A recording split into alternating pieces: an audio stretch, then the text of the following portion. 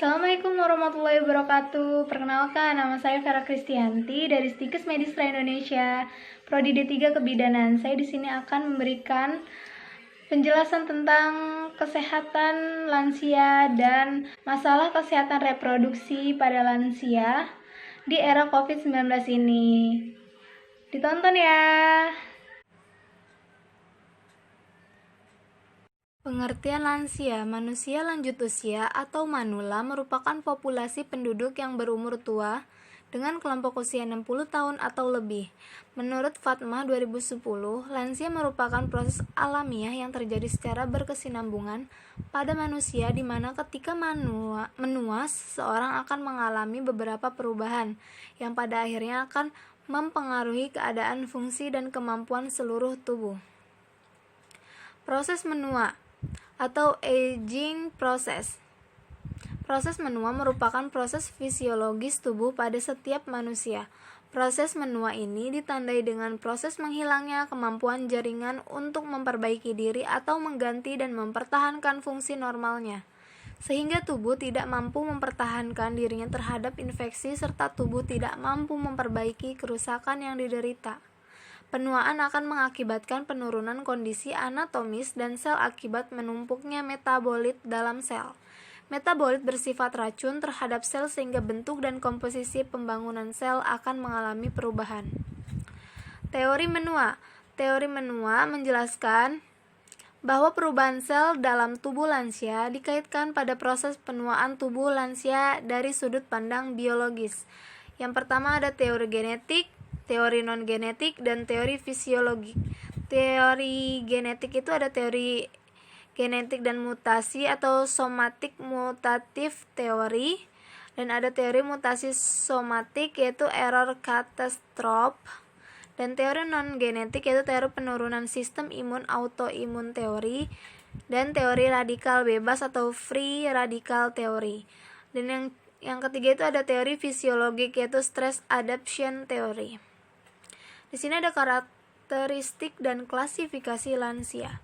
Karakteristik lansia menurut Mariam 2008, karakteristik lansia disebut menjadi 3. Di antaranya adalah yang pertama, seseorang yang berusia lebih dari 60 tahun sesuai dengan pasal 1 ayat 2 Undang-Undang Nomor 13 tentang Kesehatan.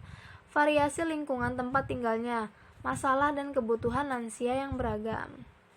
Lalu ada klasifikasi lansia dibedakan menjadi 4 kelompok usia menurut WHO. Yang pertama ada usia pertengahan middle age, usia 45-59 tahun, usia lansia elderly, usia 60-74 tahun, usia lansia tua atau old, usia 75-90 tahun, dan usia sangat tua very old, usia di atas 90 tahun. Lalu di sini ada perubahan-perubahan yang terjadi akibat proses penuaan, yaitu perubahan fisiologisnya yaitu integumen, tekanan darah, sistem pernafasan, sistem pendengaran, sistem penglihatan, sistem kardiovaskuler, sistem pernafasan, dan sistem pencernaan.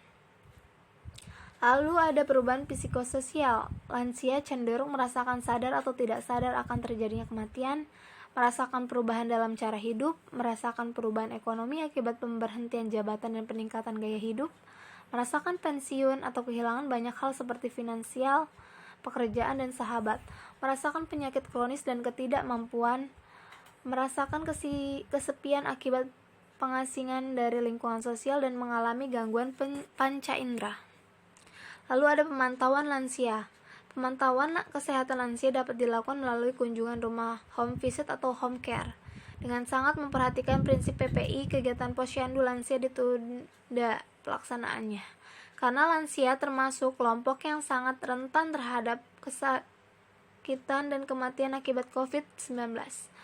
Pemantauan kemudahan akses dan memastikan kecukupan obat rutin bagi lansia dengan penyakit kronis atau degeneratif yang membutuhkan pengobatan jangka panjang agar tidak terputus selama masa pandemi COVID-19.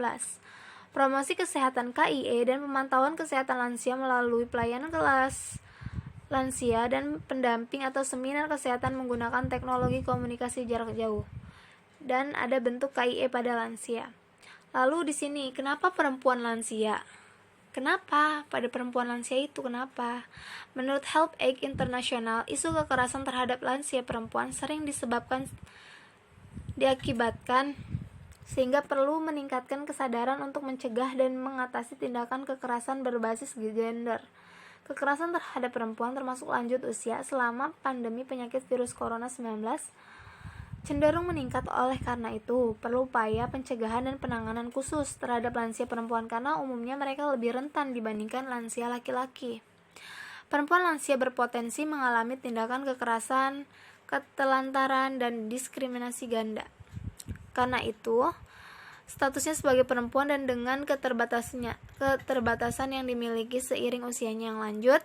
Di sini ada beberapa contoh kasus yang menimpa perempuan lansia pandemi COVID-19. Yang pertama, ada 2 perempuan lansia A berusia 75 tahun dan tetangganya yang Nyonya N 60 tahun sebagai korban penipuan dengan modus pendaftaran bantuan COVID-19 di Pelabuhan Ratu. Mereka kehilangan perhiasan berupa kalung dan cincin bernilai jutaan rupiah dengan total sekitar 30 gram. Ada juga seorang perempuan lansia H, 62 tahun, diusir keluarganya telantar di Jalan Tuban sebagai upaya memberikan perhatian kepada perempuan lansia khususnya dan lansia. Ada kesehatan lansia. Lansia adalah proses menghilangnya secara perlahan kemampuan tubuh untuk menggantikan sel yang rusak dan mempertahankan struktur dan fungsi normalnya sehingga tidak dapat bertahan terhadap rangsangan, misalnya penyakit dan tidak mampu memperbaiki kerusakan yang diderita. Teori-teori yang mengemukakan tentang proses penuaan pada manusia adalah teori telomere, teori siklus sel reproduksi, teori kerusakan DNA, teori autoimun, teori MTOR, teori genetik clock, teori radikal bebas, dan teori sosial dan teori psikologi. Di sini ada intervensi dalam rangka pencegahan, ada koordinasi dan sinergi, yaitu lintas sektor dan pemangku kepentingan lain di tingkat dan daerah. Optimalisasi tugas dan peran, UPTD, PPA atau P2TP2A, serta mendorong terbentuknya kerjasama dengan berbagai pemangku kepentingan lain terkait perempuan lansia khususnya. Identifikasi keberadaan lansia, data terpilih dan by name by address. Di akar rumput, UPTD, PPA atau P2TP bekerja sama dengan petugas dari berbagai sektor seperti kader, posyandu, posbindu, PKK, BKL, pendamping sosial, lanjut usia, RT, Toma, dan Toga. Layanan informasi tepat mudah diakses dan dipahami. Bisa melalui media online atau offline lewat para kader, pendamping sosial, RT, Toma, Toga. Informasi dapat bersumber dari berbagai pemangku kepentingan. Di sini ada layanan pengaduan, nomor kontak yang mudah dihubungi, kemudahan akses terhadap berbagai layanan sesuai yang dibutuhkan seperti kesehatan sosial, ekonomi, dan bantuan hukum. Di sini ada intervensi dalam rangka penanganan. Upaya penanganan terjadi tindak kekerasan, penelantaran, dan diskriminasi terhadap perempuan lansia, dan lansia umumnya dilakukan dengan memperhatikan perbedaan karakteristik dan kebutuhan perempuan lansia dan laki-laki.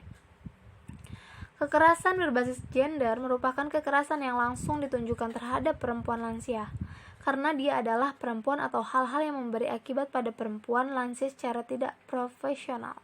Tindakan-tindakan lain yang mengakibatkan kerugian atau penderitaan fisik, mental, dan atau ancaman-ancaman paksaan dan perampasan kebebasan lainnya pada masa COVID ini, Kemen PPA berkoordinasi dan bersinergi dengan kementerian atau lembaga dan pemangku kepentingan terkait lainnya, melakukan langkah-langkah penanganan kuratif dan rehabilitatif. Layanan kuratif yaitu mengoptimalkan unit layanan teknis terkait pengaduan kekerasan terhadap perempuan lansia khususnya dan lansia umumnya.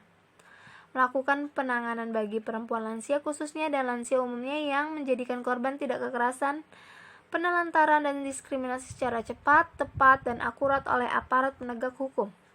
Menyediakan sarana dan prasarana yang memadai untuk penanganan rehabilitasi kesehatan, rehabilitasi sosial, pemulangan, reintegrasi sosial, dan bantuan hukum.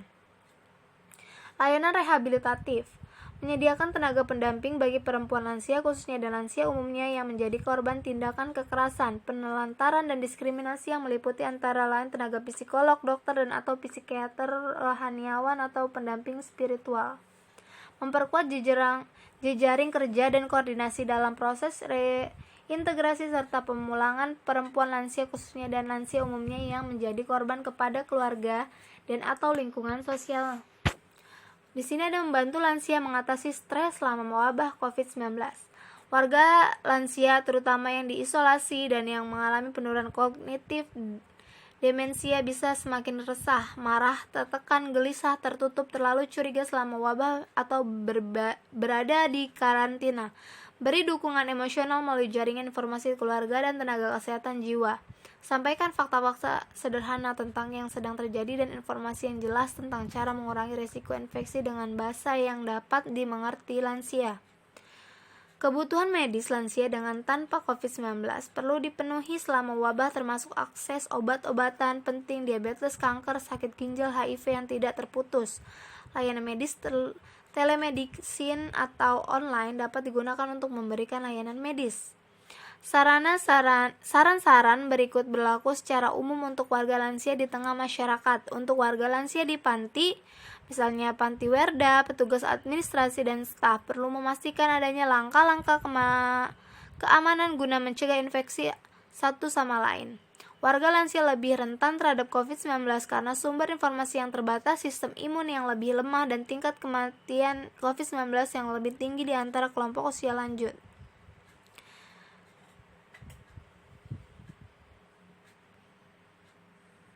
Di sini ada langkah-langkah penanganan.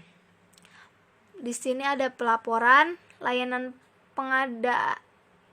pengadaan atau satgas, asesmen cepat, dan penanganan kasus. Pelaporan. Kalian bisa melapor ke keluarga, toma, toga, RT, RW, dan kader. Layanan pengadaan atau satgas yaitu diupayakan bisa online atau offline. Asesmen cepat untuk menentukan kasus yang harus ditangani. Penanganan kasus.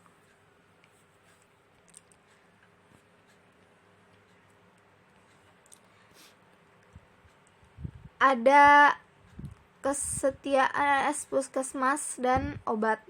Sosial, baksos, shelter, asesmentar. Hukum, LBH atau kepolisian, psikolog sejiwa, Kemen PPA, rumah singgah, dan lain-lain. Setelah itu, kalian bisa didampingi dan terminasi. New normal pandemi COVID-19. Aktivitas yang dilakukan lansia. New normal merupakan skenario untuk mempercepat penanganan COVID-19 dalam aspek kesehatan dan sosial ekonomi yang diterapkan berbagai negara, termasuk Indonesia. Meskipun pandemi COVID-19 belum berlalu dan kehidupan new normal akan berjalan, semua orang termasuk para lanjut usia lansia tetap harus memperhatikan kesehatan dan menjaga imunitas tubuhnya. Aktivitas seperti berolahraga dan mengonsumsi suplemen kesehatan selalu jadi hal yang utama di saat pandemi COVID-19 dan kehidupan new normal demi mencegah terinfeksi virus corona. Namun, untuk para lansia, aktivitas fisiknya tentu saja terbatas karena tak semuanya bisa dilakukan seperti halnya orang yang berusia lebih muda. Lansia sering kali mengalami masalah seperti gangguan mobilitas, gangguan pernafasan, gangguan mental atau psikologis, serta gangguan saat beraktivitas sehari-hari. Sekian dan terima kasih.